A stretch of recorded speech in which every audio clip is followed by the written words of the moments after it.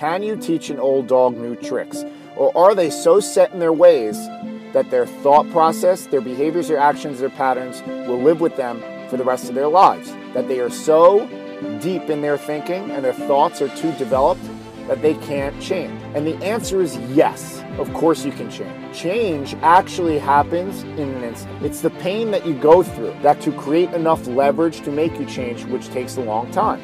Let me give you an example. John Paul DeJoria. How does he go from being homeless, doing odd jobs, to then developing an insatiable drive to go door to door to sell hair products? And then he ultimately builds this extraordinary life for himself where he is a billionaire and creates an empire. How does that happen? Or we could look at Tony Robbins, who goes from barely making ends meet, making $20,000, $30,000 a year, to then the next year, the very next year, making $1 million a year. Or how about Eric Thomas, who was eating out of garbage cans before he became a determined motivational speaker?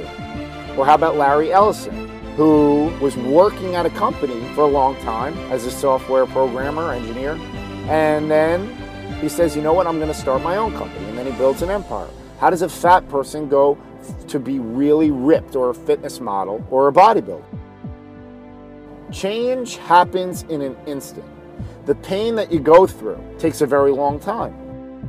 And then you reach a threshold where you say, I am not going to put up with this pain anymore. And then you change. That's one way to change. To go through immense pain because you neglected certain things in your life. And so the neglect eventually triggers you when you cross this threshold. The other way is to choose to change, which you can do. Because life is a matter of your habits, your rituals, and your routines. And so this is conditioning.